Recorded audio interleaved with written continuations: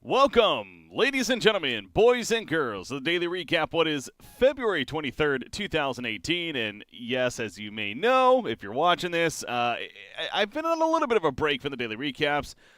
Frankly, there's no really good reason. I apologize. It's just I did get a little bit burnt out, not gonna lie. So, doing the whole daily recap idea, maybe it was very ambitious going in. And of course, I do have my kid coming along. In fact, literally any day now, going to be born. And when that happens, obviously, will I still realistically be able to do it? A lot's happening right now, to say the least. But really, ultimately, no excuse. So I'm making a point here to bring it back and at least do the daily recap for today. Now, I'm calling it a daily recap. I can't guarantee it's going to be every day again, especially with everything that's coming up. I'm gonna try to figure some things out. I've also been in the possibility talk/works of maybe bringing back the podcast show and doing more of a weekly series as a result, or possibly even turning this into a weekly recap of sorts that I only do once a week. I mean, that might be a little more realistic in the end. So. We'll see. But again, for today, I wanted to kind of bring it back, at least for now, maybe these next couple of days, that being the daily recap. So now that I got that out of the way, all right, looking at what we got to talk about, well, essentially it's going to be about ESL 1 Katowice, however you want to say it, 2018, of course, the big event that's going on right now, the major event. So going into this, we've had obviously plenty of discussion points from them using the Facebook platform to the format that they chose to how big of an event it truly is. And, it's been a little bit since we've had a major, how significant this is going to mean. Majors really are a big deal in the big scheme of things, of course, with the Dota 2 Pro Circuit and the points and everything that's given away, including that $1 million prize pool on top of it. So going into the event, we had 16 teams qualify or get invited, and they competed in 2 group stages, a double elimination format for each group. Now, again, it was a best of 1 initial round. As I've been saying, overall, I'm okay with this format. However, the best of 1 first round really was a little ridiculous to me. If they were going to do this format, I think that they could have gotten away with the best of 3 first round and worked it into the schedule. However, they did not. So you had a best of 1 first round matchups. And then that led into 2 elimination matches on literally the first day of this event. So here it was Tuesday. I know I'm recording this, putting this out on a Friday here, but taking us back to Tuesday here at the beginning of this event, 2 teams were ultimately eliminated because they lost a best of 1, and then they lost the series in a best of 3 later on that day. And going over those results and how they're looking so far, those 2 teams happen to be Complexity as well as Effect out of CIS. They Effect losing to OG and Complexity losing to Optic Gaming. So, in Complexity's case, they lost a best of 1 to Mineski, got knocked down. They had to be matched up against Optic Gaming, and they ended up losing that series 2-1. So their whole trip essentially came to an end on literally the first day of the event.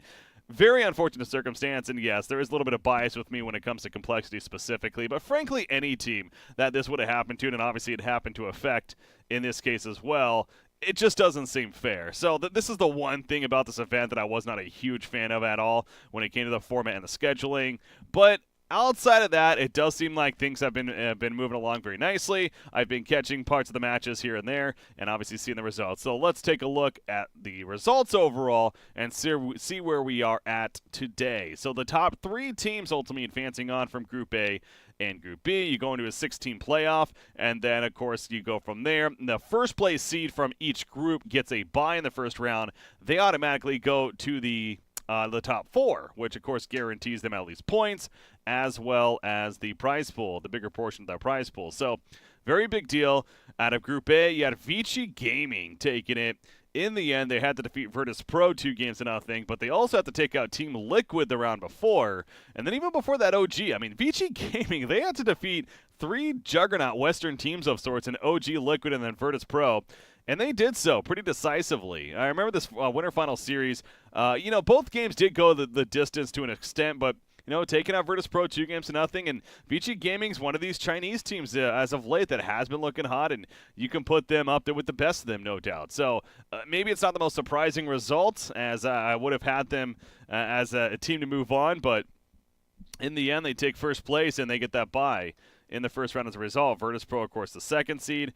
And then you got Liquid actually claiming the 3rd place seed. Yes, that's right. Liquid had to work through the losers bracket, again, getting knocked down by VG Gaming initially, but they did so. They took out Optic 2-0, and then they went on to beat OG 2-0 to advance on out of that third seed. So I think these results isn't necessarily too surprising to anyone. Personally, I predicted Vici, Team Liquid, and Complexity. Now, again, my bias kind of showing right there. But I really thought Complexity, they've been doing a lot. They're finally settled in their new home in Texas there.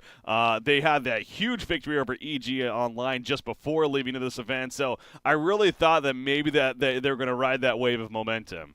Turns out they didn't. Again, as they lost to Mineski and then Optic Gaming even in that best of three later on. So I was wrong there, but Virtus Pro, I was a little skeptical with Virtus Pro, like their roster change, with Roger, although you can argue definitely maybe an upgrade a lot of sorts. I didn't necessarily know what to expect from them. They showed up, though, no doubt. Now, granted, again, when you look at what they really did, they beat Optic Gaming 1-0, and then they had to beat Mineski 2-0, which, nothing against Mineski. They're obviously a great team as well, but you look at their journey compared to Vici Gaming's journey, it seems like, I don't know. It just seems like, again, the format maybe wasn't necessarily the best in the big scheme of things when you really break it down here, but point is, they got second and the Liquid got third. So those three moving on. Out of Group B, we had Fnatic. That is right, Fnatic moving on in the first place seed. Now, a very interesting result here in Group B was the initial best of one round where Team Kingwin actually defeated Newbie in their best of one in a 28-minute game. They had Abaddon, Nature's Prophet, Bane, Gyrocopter, and Rubik.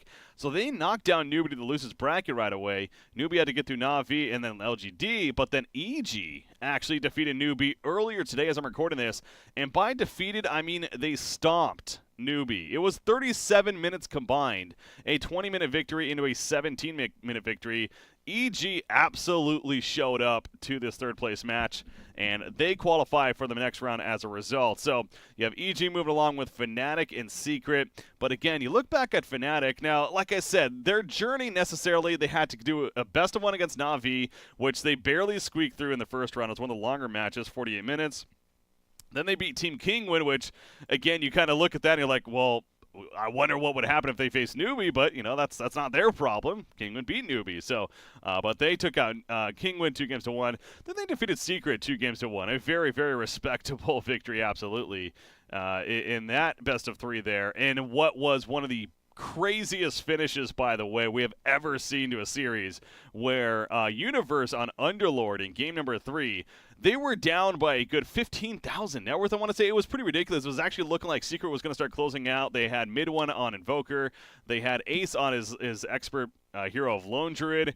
However, with a lot of farm, by the way, but Fnatic, in a final fight of sorts that was happening, Universe or somebody made the call to Uber, aka Dark Rift, all the way to the Radiant base at the Ancient and destroy it as the big fight was happening, basically, and caught Secret completely off guard. So they took advantage of the back door, and they ended up winning it in the end to win the series, which claimed them a top 4 spot. Obviously, very important.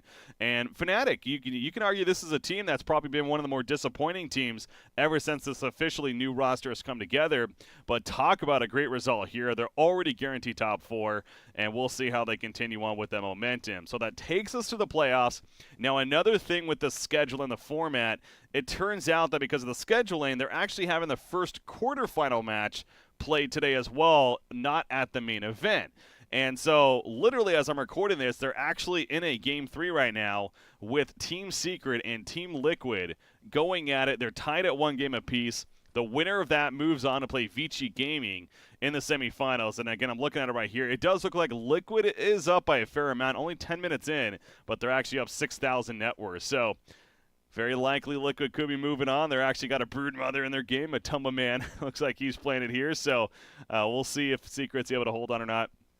But, again, winner plays Vici, and then VP versus Evil Geniuses will be the other quarterfinal match. But that'll take place on Saturday, if I'm not mistaken, at the main event portion at the arena there. So that's how things have shaped up. The winner of that playing Fnatic and so on. It's been a good event. There's been some great matches, obviously some great clips of sorts. Now, being on Facebook stream, Toby actually made a tweet about this, and it really is true. This is one of the disadvantages of running Facebook stream.